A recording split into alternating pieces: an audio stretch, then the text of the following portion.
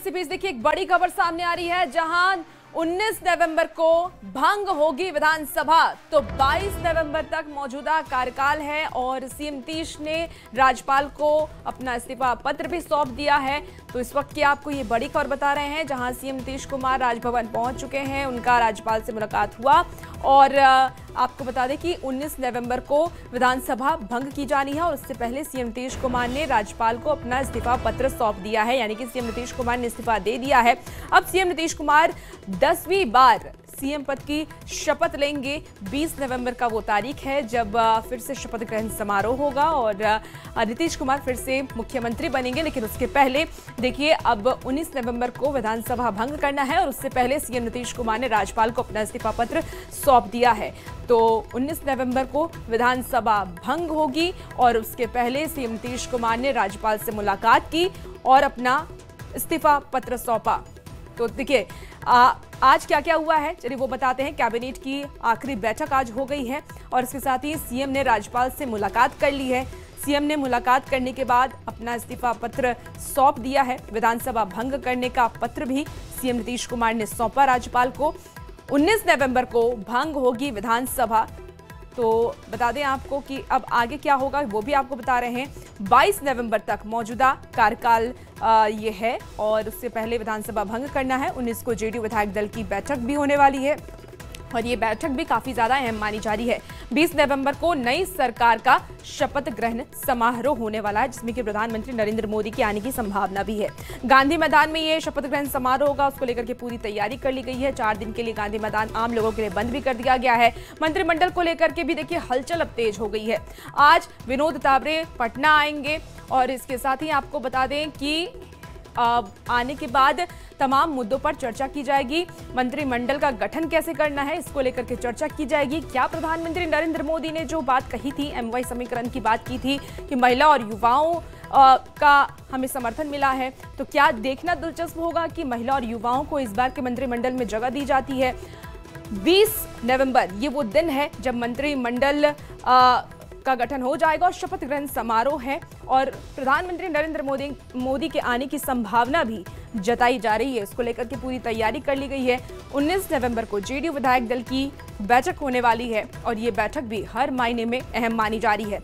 इसके साथ ही बता दें कि 19 नवंबर को ही विधानसभा भंग भी करना है और इसको लेकर के राज्यपाल को सीएम नीतीश कुमार ने पत्र भी सौंप दिया है, अपना इस्तीफा पत्र भी दे दिया है।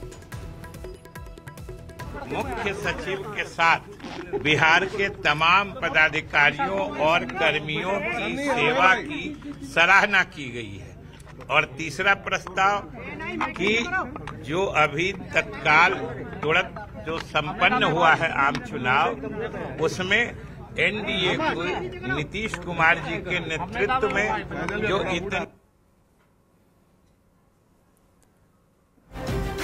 विजय सिन्हा जी को आप सुन रहे थे। देखिए कैबिनेट में लिया गया है फैसला, बड़ी खबर बता रहे विजय चौधरी ने बड़ा बयान दिया।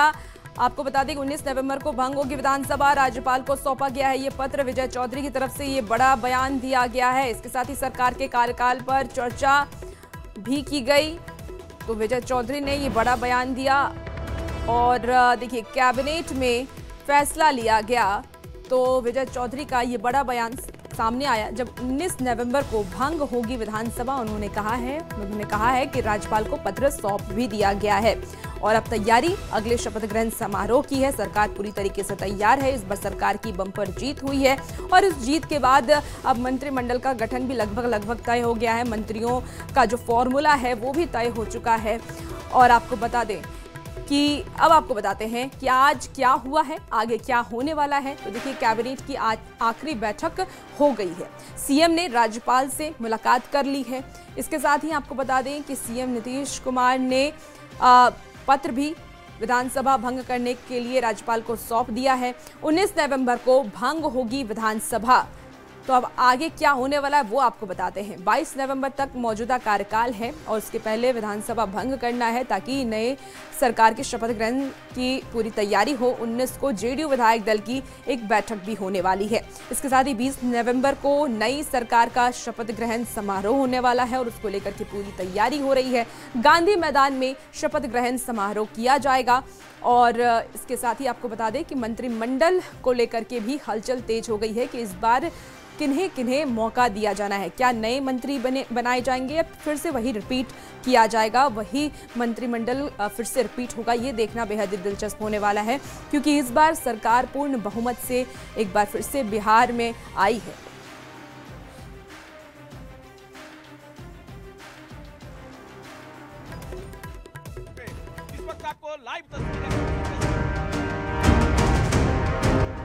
नहीं, मेरा कोई परिवार नहीं है।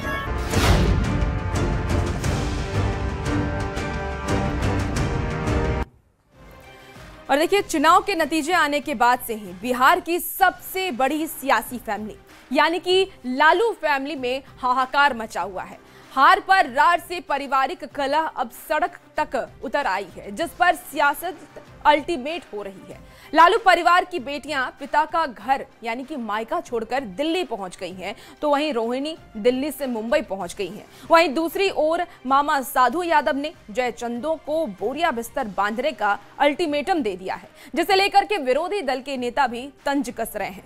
चप्पल कांड पर कोहराम मचा हुआ है, तो न्यूज़ 18 में स्पेशल आपको ये पूरा बुलेटिन दिखाएंगे, आपको बताएंगे कि चप्पल कांड के पीछे की पूरी इनसाइड स्टोरी आखिर क्या है।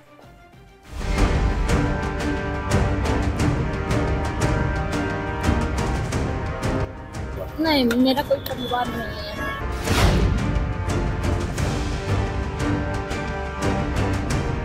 देखिए, दिल्ली में लालू प्रसाद की बेटी रोहिणी आचार्य ने एक बार फिर अपनी पीड़ा बताई है। रोहिणी आचार्य ने कहा कि मेरे ऊपर चप्पल चलाया गया, मेरे माता पिता, मेरी बहन मेरे लिए रो रही थी। भगवान ना करे कि आप लोगों के घर मेरे जैसी बहन बेटी पैदा हो। रोहिणी ने सवाल करते हुए यह भी कहा कि सारा बलिदान बेटी दे। रोहिणी ने मीडिया कर्मियों से कहा कि आप ये बात तेजस्वी यादव से पूछिए, किसके शह पर हुआ उनसे पूछिए, संजय यादव और रमीज से पूछिए। रोहिणी ने यह भी कहा कि भगवान ने मुझे सौभाग्य दिया कि इस तरह के माता पिता मिले। बेटी जब सवाल पूछे तो कहा जाता है कि ससुराल में जाओ, तुम्हारी शादी हो गई है। मेरी सास भी कल से रो रही हैं। ये सब तमाशा देख करके वो भी काफी ज्यादा भावुक हैं, उनको मेरी चिंता हो रही है, इसलिए बुलाया है और मैं अपनी सास के पास जा रही हूँ।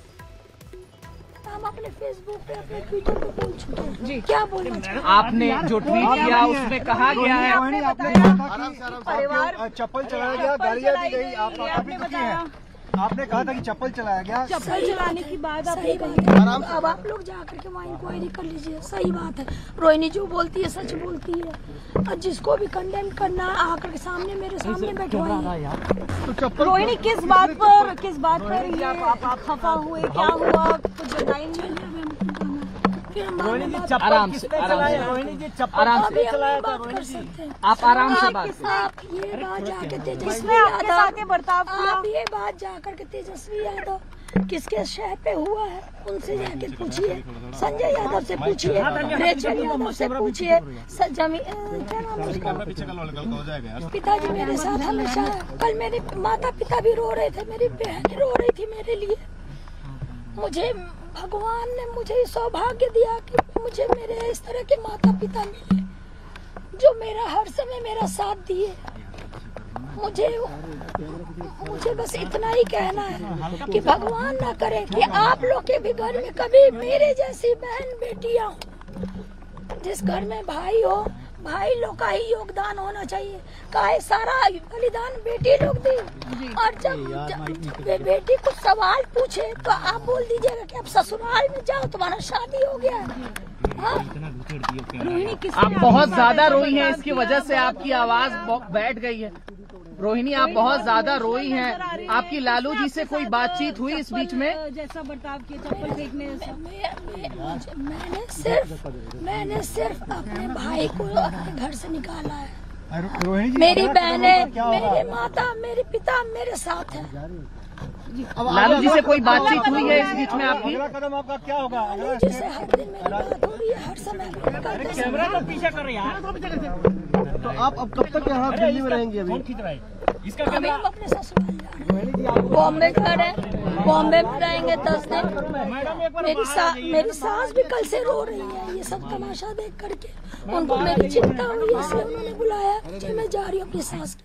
देखिए, लालू परिवार में चल रही कलह के बीच लालू प्रसाद की बेटियां रागनी यादव, चंदा यादव और राजलक्ष्मी यादव अपने परिवार के साथ कल देर रात बड़ी बहन मीसा भारती के आवास पर पहुंची।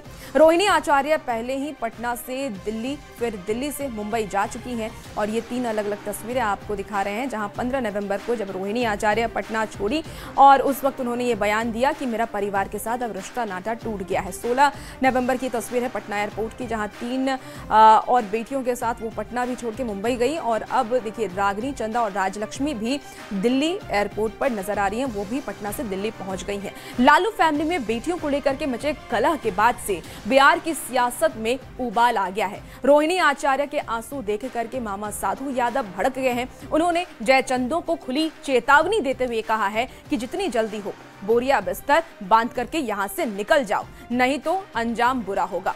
तो वहीं इस पूरे प्रकरण पर बीजेपी, जेडीयू और कांग्रेस ने भी अपनी अपनी प्रतिक्रिया दी है। क्या कुछ कहा है, चलिए आपको सुनाते हैं। यादव की चुप्पी रहस्यपूर्ण है।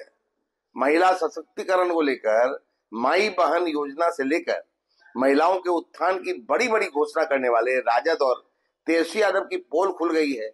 बिहार की महिलाएं नारी शक्ति का अपमान कभी बर्दाश्त नहीं करने वाली। तेजस्वी यादव के परिवार में महिलाओं की कोई इज्जत नहीं है। जिस प्रकार से रोहिणी आचार्य ने परिवार पर आरोप लगाते हुए, तेजस्वी पर आरोप लगाते हुए घर परिवार छोड़कर चली गई, क्या यही तेजस्वी यादव आपका माँ मान बहन योजना है? सही क्या है नहीं है ये तो तहकीकात की चीज है। वो घर का बेटी है, भगनी भी है। कोई भी अगर कोई बात बोला है तो उसको मैं गलत ठहराता हूँ। कि किसी भी परिवार में कलह होता है तो बहुत ही दुख की घड़ी होती है। क्या बोलूं, समझ में नहीं आ रहा है, लेकिन बस मैं इतना प्रेयर करूंगा कि जल्द से जल्द लालू जी की परिवार में सब कुछ ठीक हो जाए। लालू प्रसाद के परिवार में तूफान जारी है। रविवार को भी रोहिणी ने 2 भावुक पोस्ट कर परिवार की लड़ाई को सड़क पर ला दिया है। ये रिपोर्ट आपको दिखाते हैं।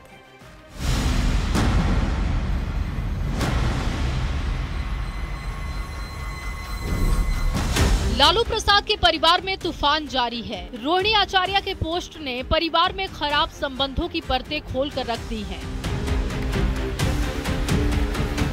रविवार को रोहिणी ने फिर 2 भावुक और तीखे पोस्ट किए। रोहिणी के पोस्ट के बाद लालू परिवार के भीतर अंतर कलह को लेकर चर्चाओं का बाजार गर्म हो चुका है। रोहिणी आचार्य ने पहले पोस्ट में लिखा, कल एक बेटी, एक बहन, एक शादीशुदा महिला, एक माँ को जलील किया गया, गंदी गालियां दी गई, मारने के लिए चप्पल उठाया गया। मैंने अपने आत्मसम्मान से समझौता नहीं किया, सच का समर्पण नहीं किया। सिर्फ और सिर्फ इस वजह से मुझे बेइज्जती झेलनी पड़ी। कल एक बेटी मजबूरी में अपने रोते हुए माँ बाप बहनों को छोड़कर आई। मुझसे मेरा मायका छुड़वाया गया, मुझे अनाथ बना दिया गया। आप सब मेरे रास्ते पर कभी ना चले। किसी घर में रोहिणी जैसी बेटी बहन पैदा ना हो। रोहिणी ने इसके बाद एक और पोस्ट किया। दूसरे पोस्ट में रोहिणी ने अपने परिवार के लिए बेहद तल्ख शब्दों का प्रयोग किया। रोहिणी ने लिखा, कल मुझे गालियों के साथ बोला गया कि मैं गंदी हूँ और मैंने अपने पिता को अपनी गंदी किडनी लगवा दी। करोड़ों रुपए लिए, टिकट लिया, तब गंदी किडनी लगवाई। सभी बेटी बहन जो शादीशुदा हैं, उनको मैं बोलूंगी कि जब आपके मायके में कोई बेटा भाई हो तो भूल कर भी अपने भगवान रूपी पिता को नहीं बचाए। अपने भाई उस घर के बेटे को ही बोले कि वो अपनी या अपने किसी हरियाणवी दोस्त की किडनी लगवा दे। सभी बहन बेटियां अपना घर परिवार देखें, अपने माता पिता की परवाह किए बगैर अपने बच्चे, अपना काम, अपना ससुराल देखें, सिर्फ अपने बारे में सोचें। मुझसे तो ये बड़ा गुनाह हुआ है कि मैंने अपना परिवार, अपने 3 बच्चों को नहीं देखा। किडनी देते वक्त न अपने पति न अपने ससुराल से अनुमति ली। अपने भगवान अपने पिता को बचाने के लिए वो कर दिया जिसे आज गंदा बताया गया है। आप सब मेरी जैसी गलती कभी ना करें, किसी घर में रोहिणी जैसी बेटी ना हो। मेरा कोई परिवार नहीं है, वही लोग निकाला है हमको परिवार से। इससे पहले शनिवार को पटना एयरपोर्ट पर रोहिणी की आंखों में गुस्सा दिखा, रुआसी आवाज सुनाई दी। रोहिणी ने तेजस्वी यादव, संजय यादव और रमीज पर सबसे बड़ा आरोप लगाया है। रोहिणी ने कहा कि उनका कोई परिवार नहीं है, उनको घर से निकाल दिया गया है। संजय और रमीज का नाम लेने पर गालियां दी जाती हैं, यहाँ तक कि चप्पल चलवाया जाता है। संजय रमीज इन लोग का नाम लीजिए तो आपको घर से निकाल दिया जाएगा, आपको बदनाम किया जाएगा, आपको गाली दिलवाया जाएगा, आपके ऊपर चप्पल उठा करके मारा जाएगा। रोहिणी आचार्य इससे पहले भी सोशल मीडिया पोस्ट के जरिए परिवार और राजनीति छोड़ने की बात कह चुकी हैं। शनिवार को उन्होंने एक्स पर लिखा कि मैं राजनीति छोड़ रही हूं, अपने परिवार से नाता तोड़ रही हूं। परिवार और पार्टी से निकाले जाने के पहले और बाद तक लालू प्रसाद के बड़े बेटे तेज प्रताप संजय यादव को जयचंद बताते रहे हैं। अब रोहिणी ने भी वैसा ही आरोप लगाया है। रोहिणी आचार्य लालू प्रसाद की वो बेटी हैं, जिसने पिता की जान बचाने के लिए अपनी किडनी तक दान दी है, लेकिन आज वो अनाथ, मायका छुड़वाने और रोहिणी जैसी बेटी ना होने ऐसे शब्दों से अपनी पीड़ा बताने को मजबूर है। बड़ा सवाल है कि क्या लालू परिवार में महाभारत छिड़ चुका है? Bureau report, news 18। और बिहार चुनाव में हार के बाद लालू परिवार में दरार सामने आ रही है।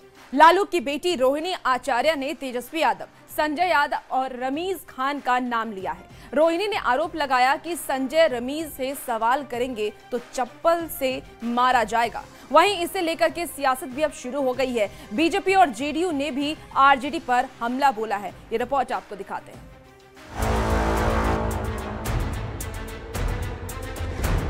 अब ये जाकर के आप संजय रमीज तेजस्वी यादव से पूछिए, मेरा कोई परिवार नहीं है, वही लोग निकाला है हमको परिवार से।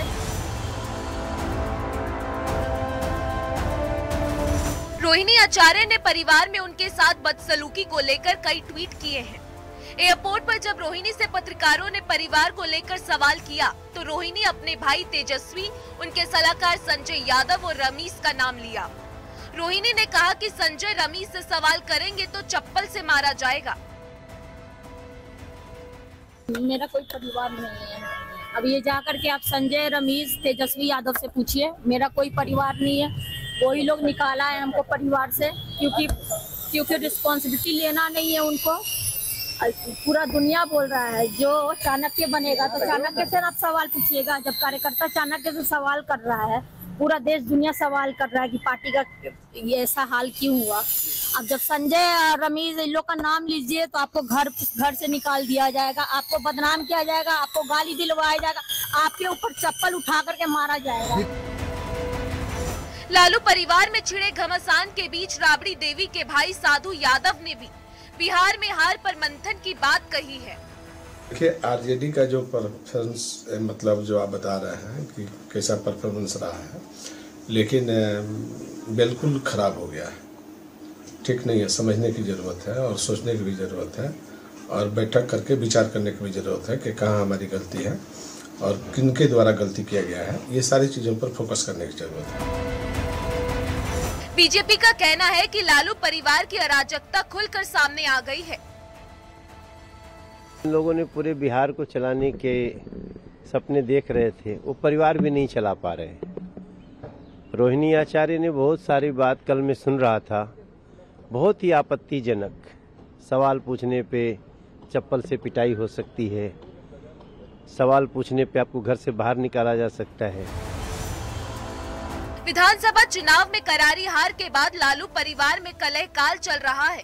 राजनीति छोड़ने और परिवार से नाता तोड़ने के बाद भी लालू की बेटी रोहिणी लगातार अपनी बात सबके सामने रख रही है, जिस पर सियासत भी तेज हो गई है। Bureau report, news 18।